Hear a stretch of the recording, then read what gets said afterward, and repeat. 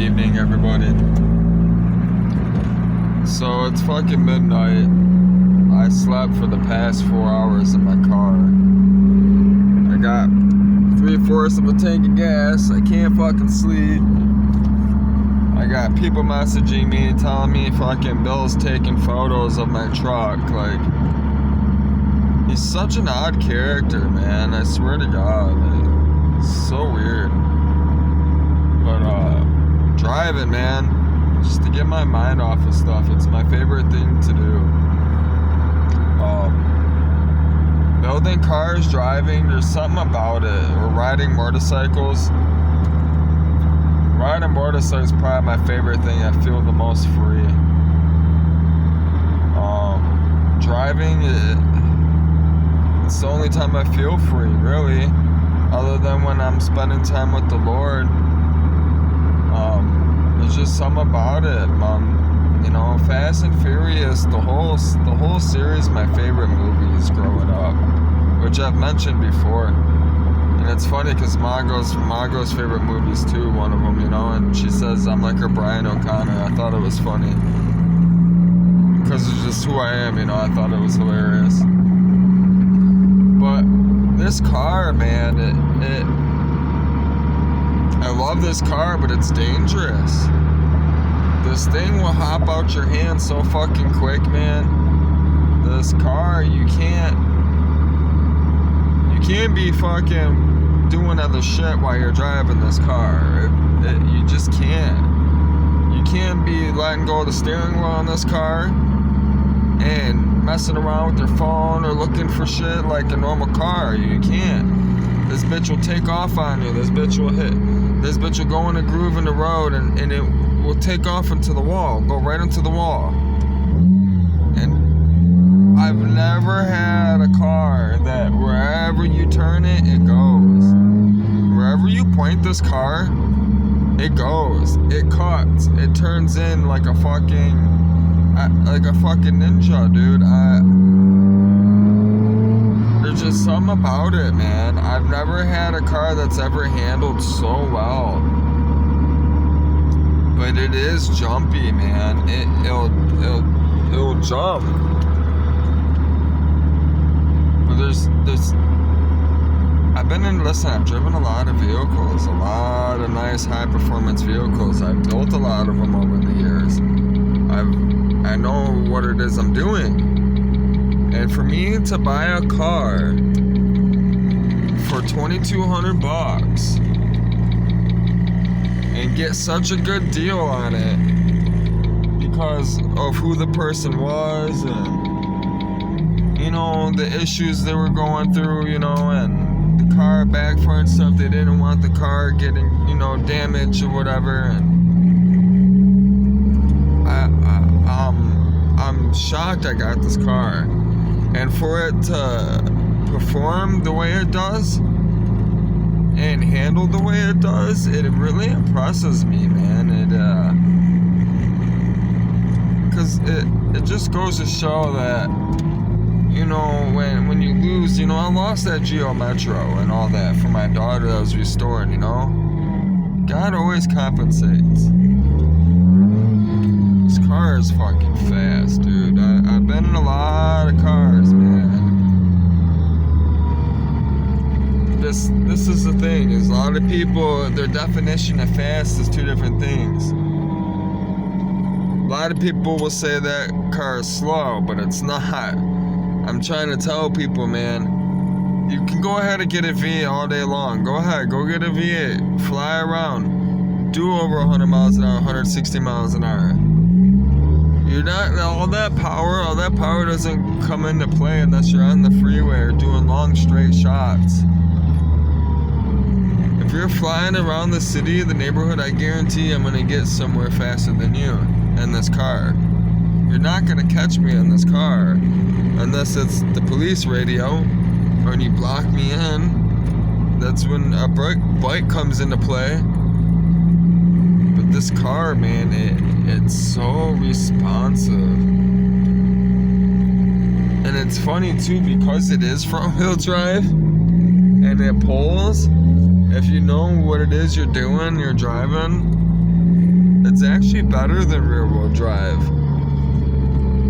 And that's the thing, like I watched the video for Jeremy Clarkson, because I watch a lot of Top Gear. I'm obsessed with Top Gear, especially the old Top Gear from Europe. Best, those trio are the best. But James May, Jeremy Clarkson, all those people. But anyways, I watched a video, and he wasn't lying, man. Jeremy Clarkson said that this thing, it's like a fighter jet when it comes to handling. And with the front wheel drive, it pulls wherever you go.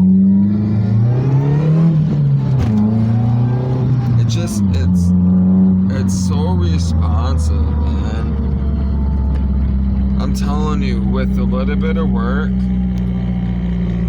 with a little bit of injector work, a little bit of, I wouldn't even do any head work. I just need to get a little bit of more force induction in, just a little bit more air in, a little bit more gas. Upgrade the injectors, throw some E85 at this, and maybe turbo, feed that supercharger with the turbo, freshen this car up, the suspension. This car would be unstoppable. It blows my mind how rev happy these Z-Techs are. Listen, I've driven SR20s, I've driven RB motors, I've driven LS motors, I've driven a lot of different vehicles. I'm so impressed with the Ford Z-Tech. It blows my mind how rev happy the Z-Tech is and how well it takes the turbo. I mean, the supercharger. It's such a different feeling. I've driven a lot of turbo cars, and it's just something about this, man, this car. And listen, I've looked at so many different Focus cars, man, like different Ford Focuses. There's not one like this. I've never seen one built like this, ever. I've been on the internet, looking on the internet. You just don't see them built like this.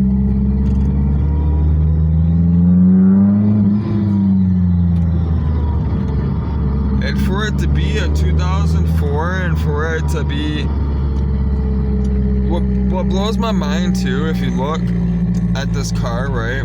You look at all the newer GTIs that, you know, like the ST Focuses, the RSs, you look at the WRXs and all that stuff.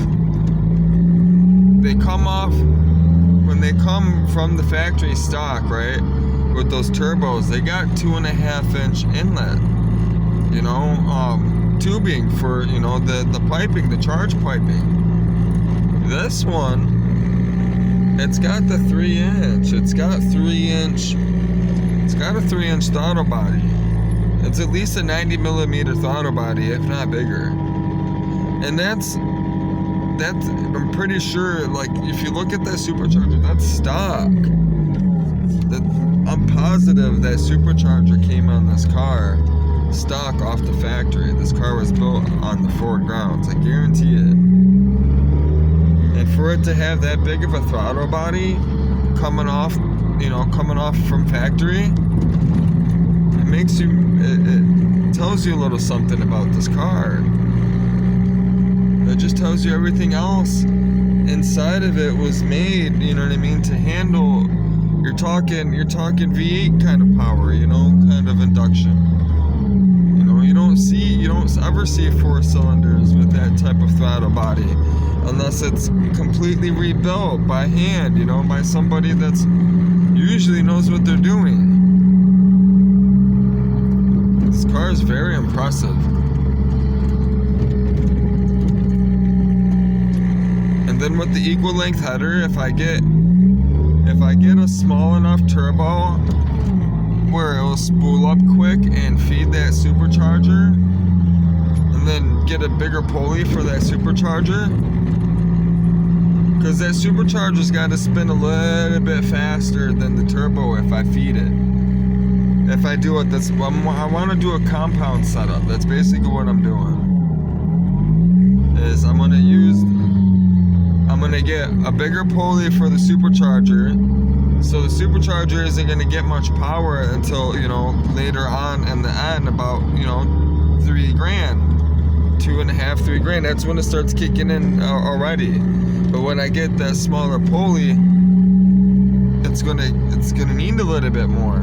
You know, it's gonna take a little bit more RPM, but I'll get more power. It'll be forcing more in. It'll be forcing more air in faster, more quickly, as the RPM range goes up. So therefore, I'm looking for a small turbo that will rev up faster, spin faster by the exhaust. I need it to spin faster, more rapidly than the supercharger. But here's the problem. Once the turbocharger maxes out, then you got a throttle right there. You got a bottleneck in a sense. So what a lot of people do, a lot of companies do, they make a ducking, so like a valve that closes it off. I'm not sure if I want to do that or not. There goes my list. But with the equal length headers that I have, if I can use the same header that I have with them being equal length, it will spin up that turbo really nice as well. It'll sound really good too. It already does.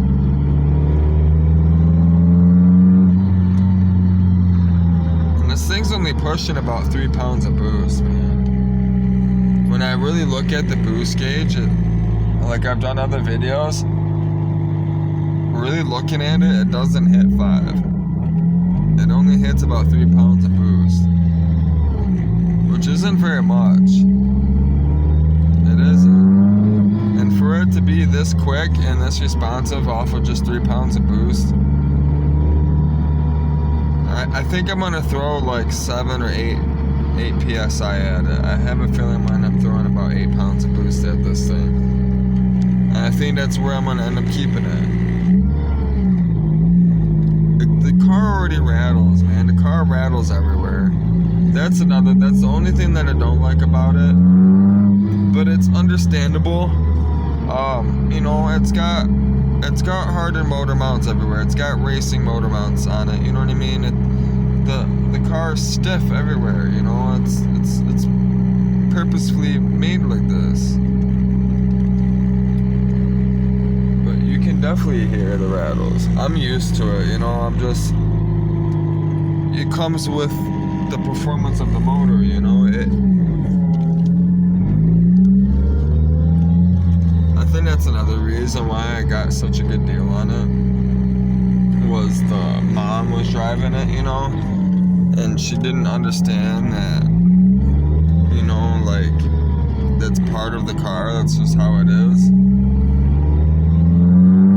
And I think he was so worried that she was gonna blow up the car, because it was her son's car. It was a military man. It was overseas, from what I know. What I was, you know, explained. She took a whole week just for me to even get this car. It took a while.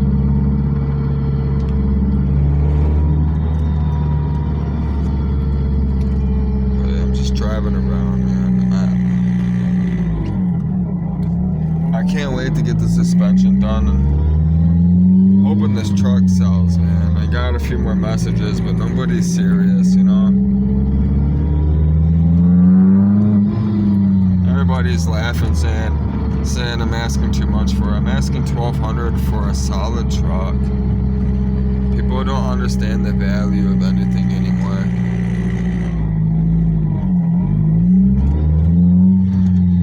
They don't.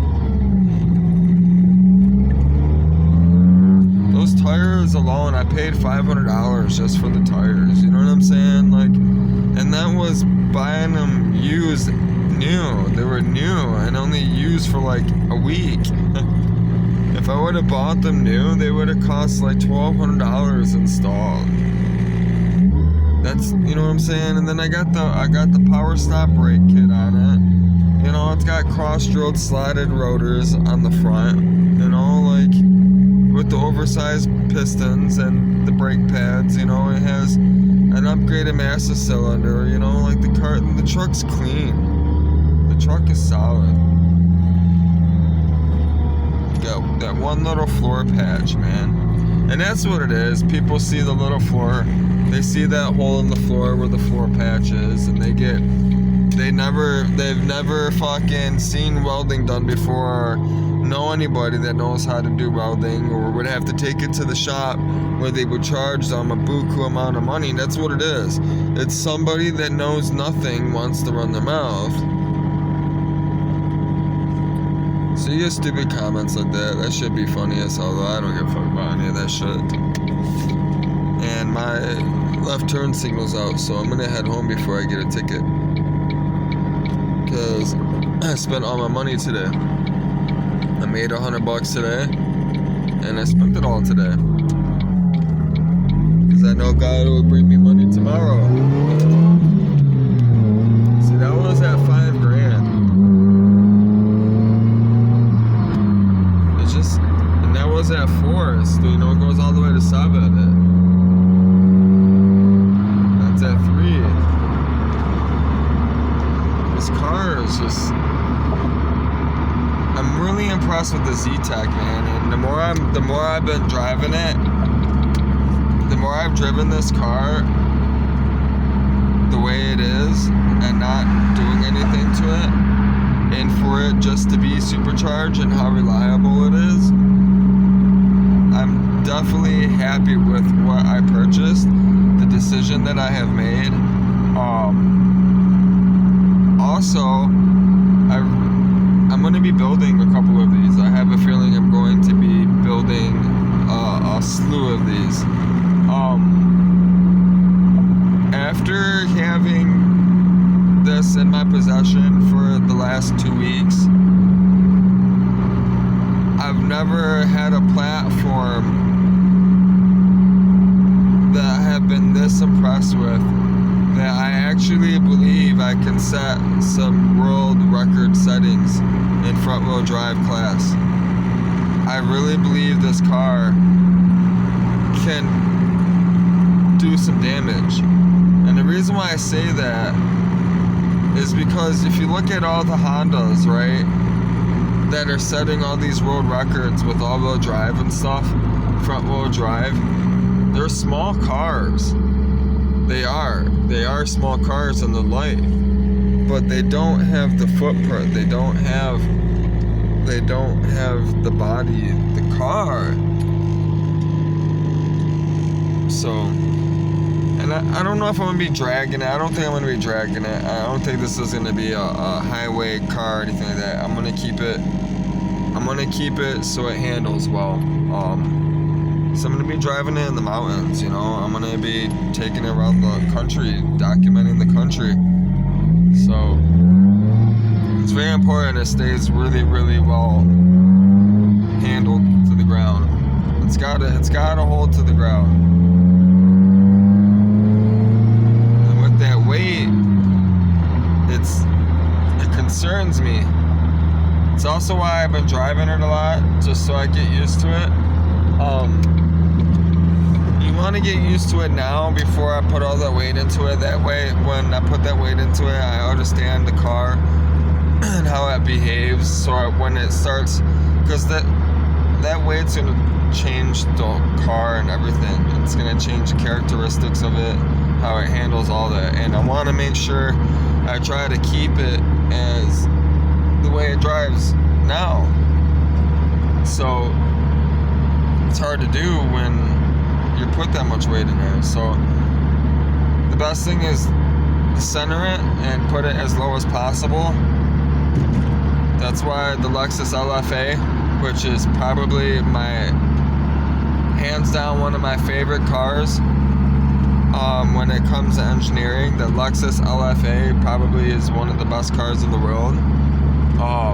everything on that car was designed to have low center gravity, and then they designed it for 10 years all in fucking aluminum, and then decided we're gonna not do it in aluminum, and then redesign it all in carbon fiber and spend all that money. So when they finally did make the car, they lost money. They were selling the car for $300,000 and they still were losing out on money.